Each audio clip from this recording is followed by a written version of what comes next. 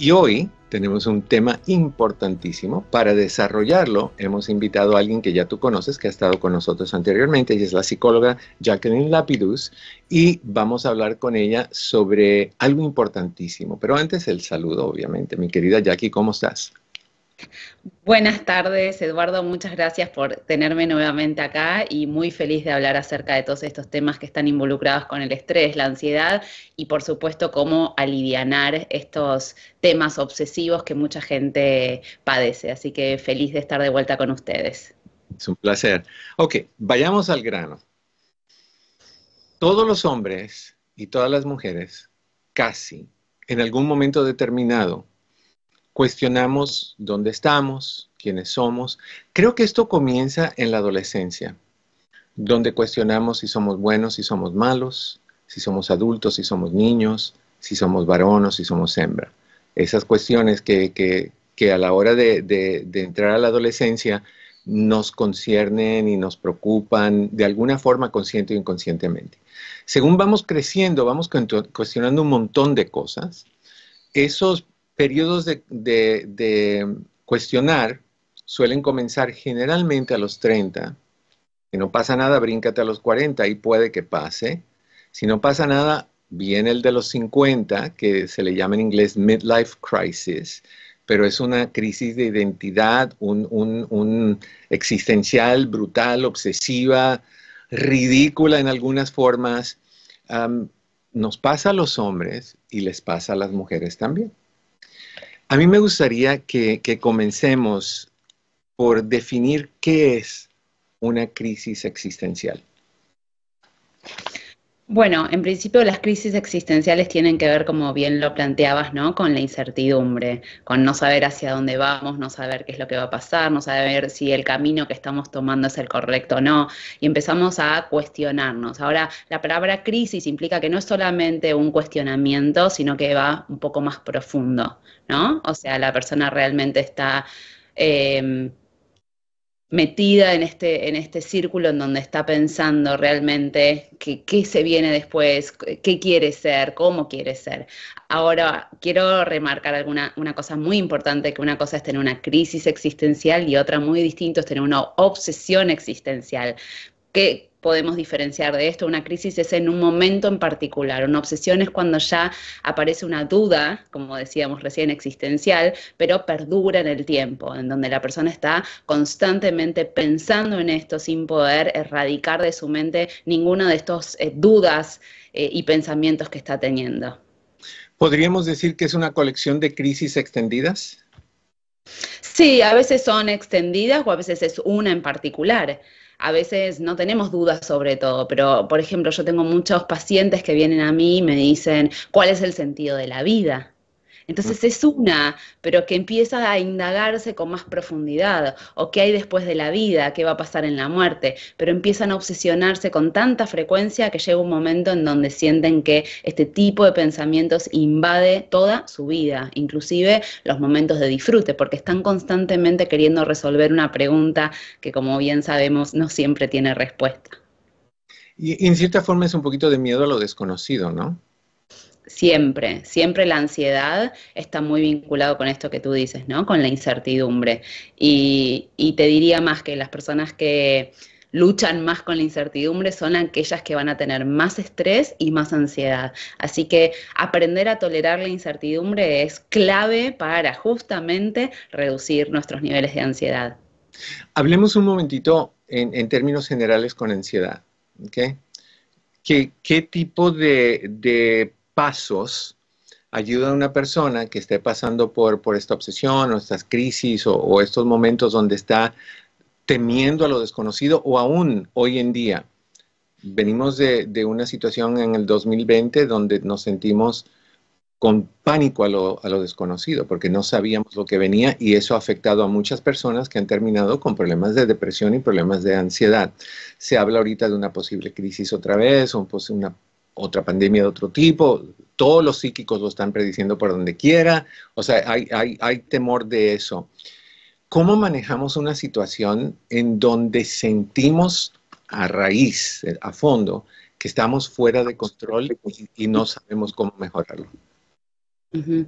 Bueno, en principio es empezar a reconocer cuáles son los eventos desencadenantes, ¿sí? ¿A qué me refiero? Entender cuáles son los pensamientos que estamos teniendo, qué es cuándo nos detona ansiedad, ¿sí? Empezar a notar. Sabemos que en la ansiedad, Eduardo, muchas veces lo que pasa es que las personas tienen muchos pensamientos, múltiples pensamientos y van de uno a otro. Así que entender dónde está nuestra vulnerabilidad es muy importante. Así que lo primero que vamos a hacer va a ser escribir todos estos pensamientos que nos generan incertidumbre. Y a partir de ahí sí vamos a empezar a trabajar con cada uno de estos, pero lo más importante, sí, es que cuando uno empieza un trabajo terapéutico o autoterapéutico o de autoayuda, es empezar a organizar los pensamientos. Así que cualquiera sea la duda compulsiva que estemos teniendo, cualquiera sea la obsesión existencial que estemos teniendo, lo importante es empezar a identificar todos los pensamientos y anotarlos por separado para justamente tener un pantallazo global de qué me está pasando. En estas diferentes crisis o momentos de obsesión o episodios obsesivos de identidad existenciales, ¿hay una común denominador común en cuál es el miedo principal o la incertidumbre principal? Bueno, en realidad son incertidumbres y a cada persona tiene distintos temores con respecto a distintos tipos de incertidumbre. Incertidumbre vinculado al futuro, a lo laboral, a las relaciones, y cada persona tiene que ver cuál es su vulnerabilidad. Lo importante acá es que lo cierto es que nuestro cerebro es como una máquina de resolver problemas. Entonces, cada vez que tiene un problema que hace nuestro cerebro, quiere resolverlo. Ahora, ¿qué pasa con aquellos problemas o aquellos pensamientos o situaciones que no podemos resolver? Muchas personas simplemente dicen, bueno, no lo puedo resolver, veré si esto sucede el día de mañana o veré qué voy a hacer. Pero algunas, las que tienen menos tolerancia a la incertidumbre, ¿qué hacen, Eduardo? Empiezan a obsesionarse, empiezan a pensar una y otra vez recurrentemente en lo mismo. Entonces es importante entender que la incertidumbre nos va a acompañar toda la vida y que en vez de luchar, sabemos que hoy en día las obsesiones y las compulsiones van de la mano. Y esto se llama un cuadro obsesivo compulsivo. ¿Por qué? Porque tenemos por un lado obsesiones en donde tenemos pensamientos recurrentes, invasivos, irracionales o muchas veces que por lo cual sabemos que no tiene respuesta, pero después también tenemos conductas ritualísticas, ¿no? ¿Qué significa? Este ritual, Eduardo, de querer constantemente encontrar una respuesta a una pregunta. Y sabemos que cuantas más compulsiones hacemos, cuantos más rituales hacemos, más nos obsesionamos. Y sabemos que el circuito es constantemente así. La pregunta es, ¿por dónde lo frenamos? Bueno, tenemos muchas herramientas conductuales y cognitivas para frenar ese circuito y no meternos en cada vez más obsesiones, ¿no? Alguien dijo los otros días y me gustó mucho, dice, si estás en una situación donde hay solución, no te estreses. Usa el tiempo para encontrar esas soluciones, acomodarlas a tu realidad y ejercerlas. Y si no hay solución, no te estreses. Por más que hagas, digas, trates, no hay solución y nada que tú hagas va a crear una. Entonces, aprender a aceptar, como dice el rezo de la serenidad, dame la serenidad de poder aceptar aquellas cosas que no puedo cambiar. Pero no estamos ahí. Creemos que somos omnipotentes y que tenemos la capacidad de vencer todo y de encontrar algo que tenga sentido. ¿Por qué no encontrar sentido en el hecho de que no puedo hacer nada? El control. Es feo. Exacto.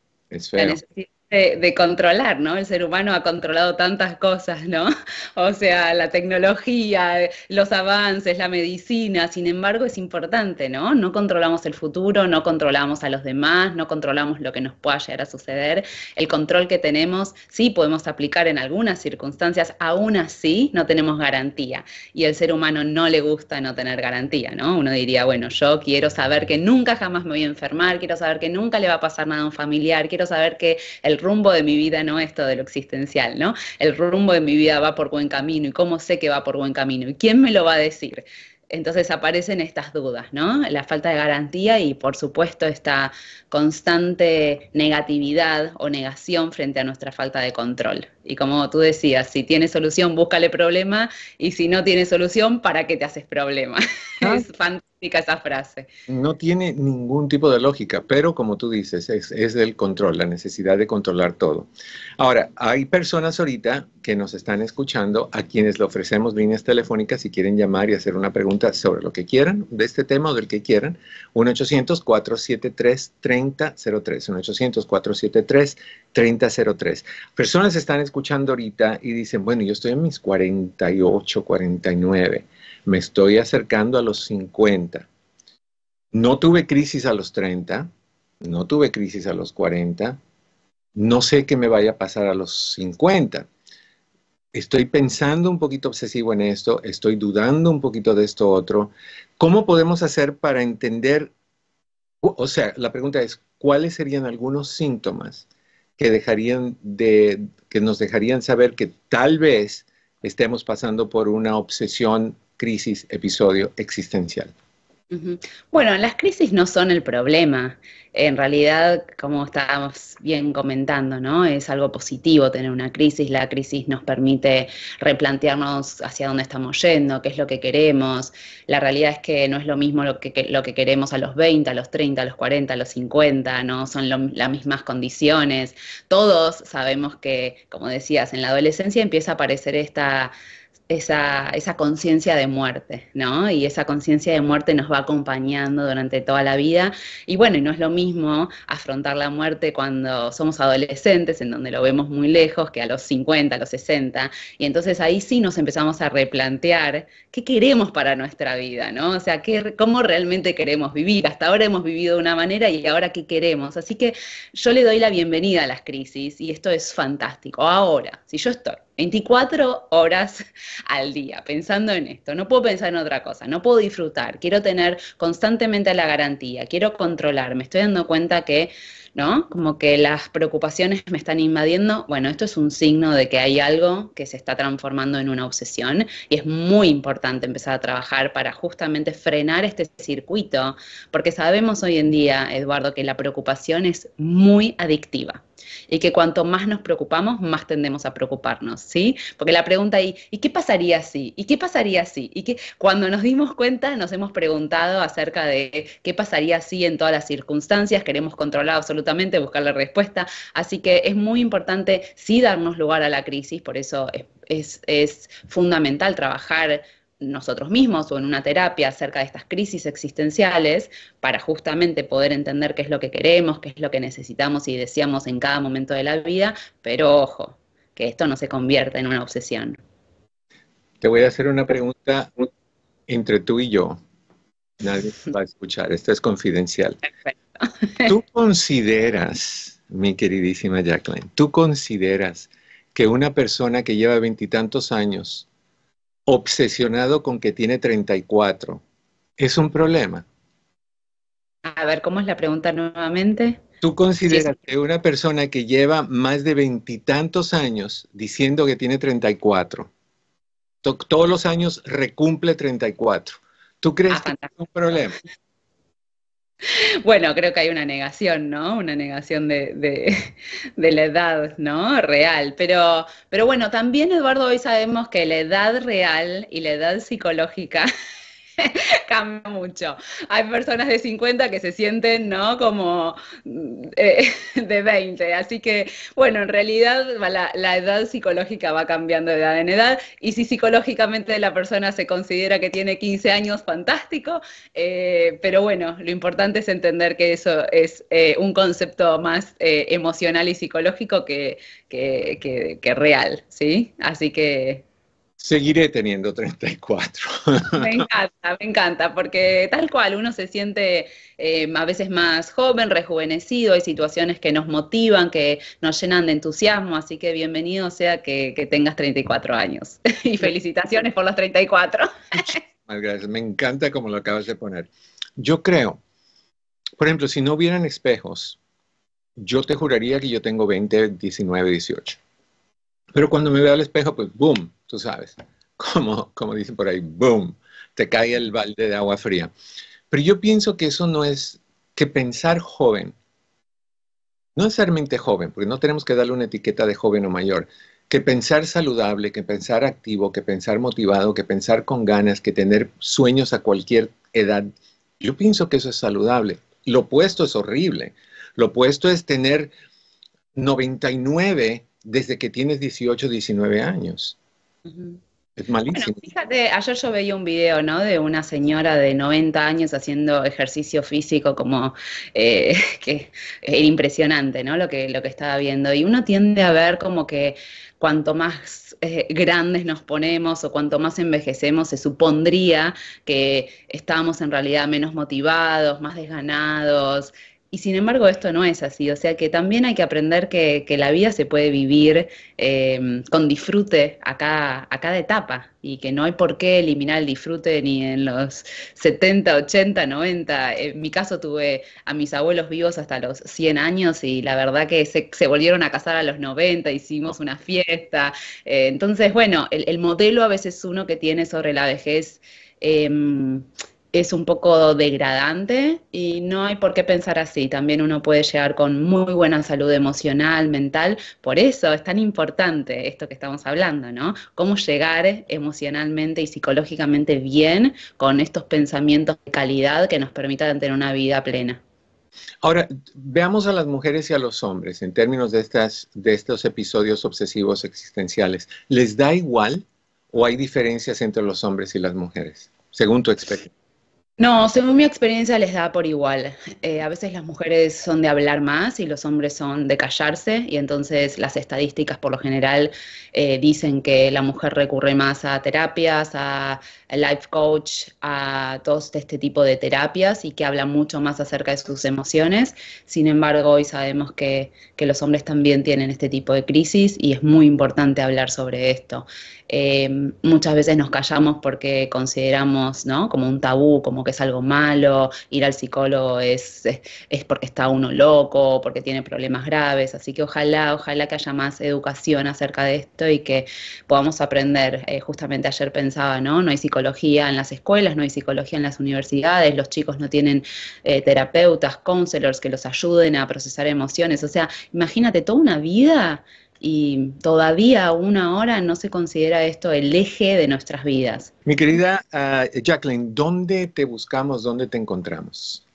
Bueno, como vos sabés, yo me dedico a la ansiedad, soy una apasionada de la ansiedad, de los cuadros de ansiedad, ataques de pánico, fobia social, ansiedad generalizada, obsesiones. Bueno, me encanta trabajar con todo esto, hace miles de años ya vengo trabajando y especializándome en esto. Me encuentran en casi todas las redes, me encuentran en YouTube como Jacqueline Lapidus, me encuentran básicamente en Instagram, ¿sí? Como Ansiedad Life Coaching y ahí pueden encontrar todos los tips. Vos sabés que todos los días doy consejos y trato de que la gente pueda tener estrategias bien concretas para empezar a practicar.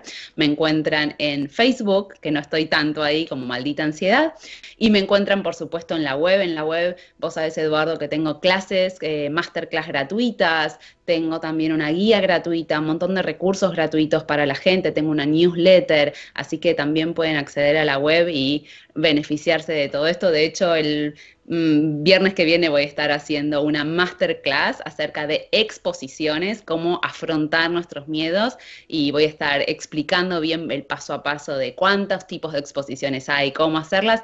Así que también pueden ir a mi web que es www.jacquelinelapidus.com. Fabuloso. Mándame esa información y lo promuevo durante la semana. Perfecto, muy amable porque sé, la verdad que el valor de la masterclass es simbólico y yo lo que más deseo es que la gente entienda que la ansiedad puede superarse y que pueda obviamente tener estrategias efectivas. Fabuloso. Te agradezco nuevamente. Siempre es un placer conversar contigo. Muchas gracias. El placer es mío, muchas gracias. Si te gustó este video, danos un like y deja tu comentario. No olvides darle clic al botón de suscríbete y activar nuestras notificaciones dándole clic a la campanita. Nos vemos la próxima semana en la Red Hispana, elevando las voces de nuestra comunidad en los Estados Unidos para educar, inspirar e informar.